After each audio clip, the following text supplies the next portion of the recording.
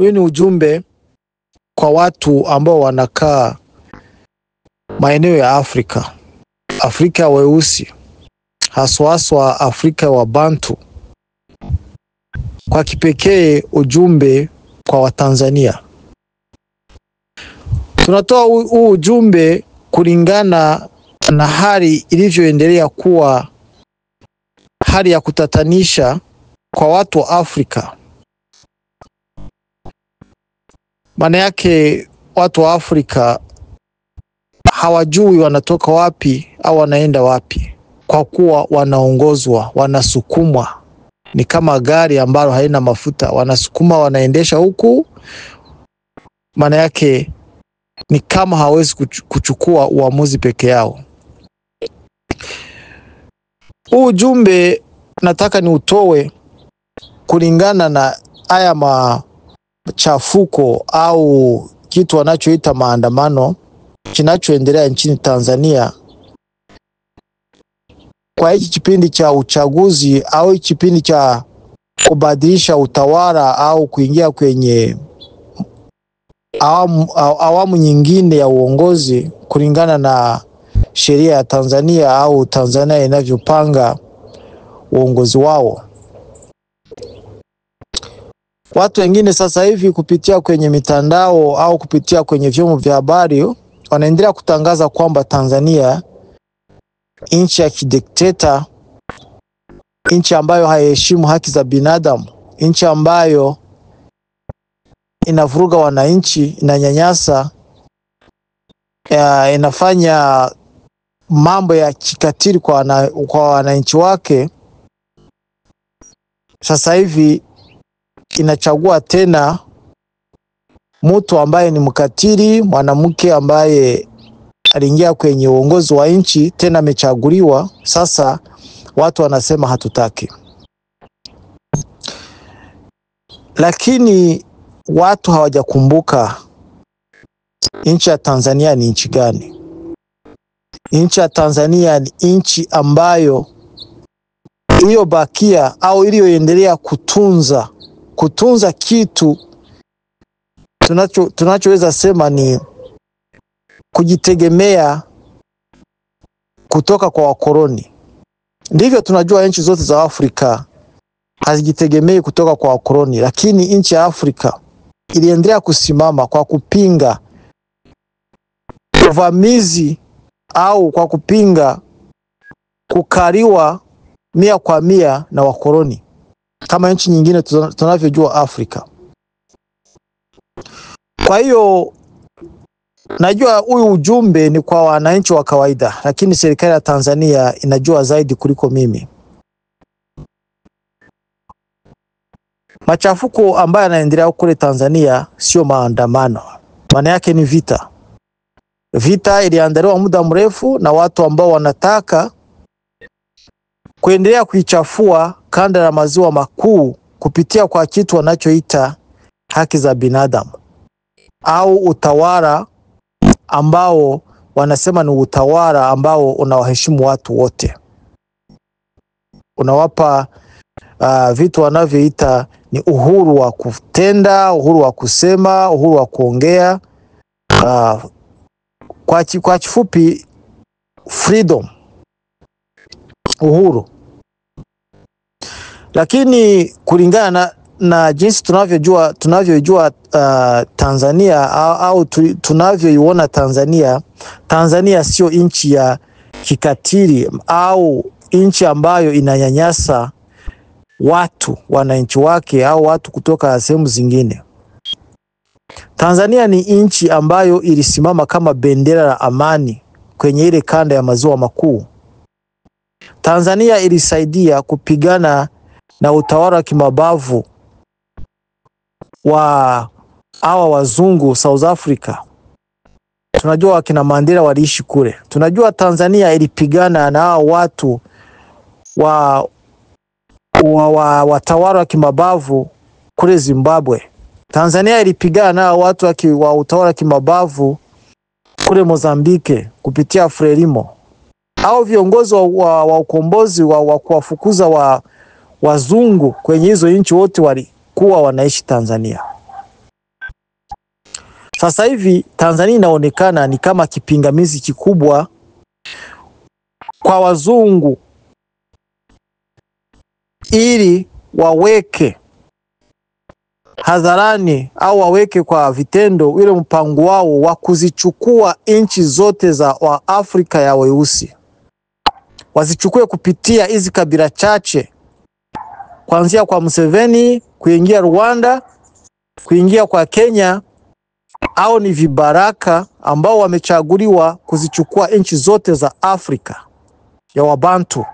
Hao watu wa Bantu ni kabila kubwa kule Afrika, na inatakiwa wamalizike, maana yake wauawe, zile nchi zichukuliwa na wazungu kupitia huyu mtindo wanaoita haki za binadamu, demokrasi au vitu vinginevyo wanavyopitia ili waingilie nchi za Kiafrika, maana yake wasichafue. Kwa hiyo tunashukuru wa Tanzania kwa kuwa wameisha jua hili jambo na wanaendelea kukabiliana na haya machafuko, na inaonekana vita imeisha anza kule Tanzania.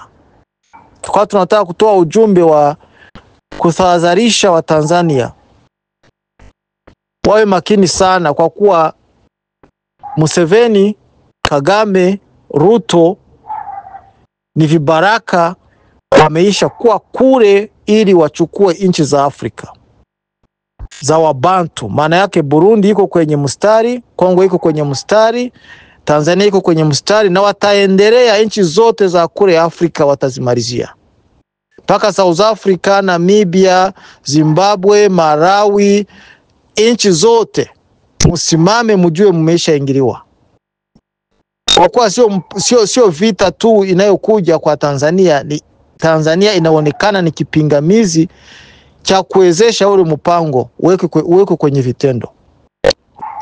Hao watu ambao wanaendesha maendeleo kule au wanaendesha haya maandamano kule Tanzania sio wa Tanzania, ni watu wameisha nunuliwa vibaraka, kuanzia kwa huyu Tundu Lissu kuelekea kwa wale wengi wamesema wametekwa sijui ni nani na nani, wale ni vibaraka wameisha nunuliwa. Kitakaoonyesha kwamba hao watu wameisha nunuliwa, muangalie nani anaye nufaika na machafuko haya. Kwa nini Kenya inaonekana inawashwa na nini? Ni nchi ambayo iko tofauti na nchi ya Tanzania. Kwa nini inajiingiza sana watu wanakuja kutoka Kenya wanaingia Tanzania ili wavuruge? Wale watu sio kuonea huruma watu wa Tanzania, kuna mpango fulani. Kwa hiyo inatakiwa wa Tanzania mjue muko kwenye hali ya vita. Msione kitu kama ni maandamano, ni hali ya vita. Rwanda mjue inalalamika eti Karagwe au mkoa wa Kagera ni sehemu ya Rwanda. Unajua maana yake. Nchi nyingine zina mipango yao, mnazungukwa sasa. Rwanda imetuma majeshi kule Msumbiji, kule Mozambike. Wale wanajeshi hamwezi kuhesabu wameisha ingia wangapi kule, tena wanaingia Tanzania. Wanaingia Tanzania, wameisha kaa. Kwa hiyo vita mukae chanjo. Mnajua vita iko ndani ya nchi. Na msije mkasema hao watu wanayofanya maandamano ni wananchi wa Tanzania. Kweli wako wananchi wa Tanzania, lakini wale ambao wanaongoza maandamano ni watu wamepewa mafunzo kwenye nchi za kanda la maziwa makuu. Wako pale wameisha jifunza, wanajua jinsi gani ya kuchafua na kuvuruga nchi. Kwa hiyo msije mkaonia huruma waandamanaji. Mwashughulikie inavyowezekana kwa njia mnavyojua, lakini mjue sio maandamano, ni vita. Mnajua jinsi ya kushughulikia vita. Kwenye vita hakuna haki za binadamu, hakuna huruma, hakuna kusema huyu mtu akiingia kwenye kuvunja na kuchoma manyumba na kubomoa, hiyo ni vita. Kwa hiyo tunashukuru sana kwa kuwa mumesha tambua hili. Huu ujumbe ni kwa watu hasa wananchi wasijiingize kwa hivi vitendo, kwa kuwa serikali ina habari kuhusu hivi, lakini wananchi hamjui. Mtakufa bure. Mtakufa bure kwa haya mambo.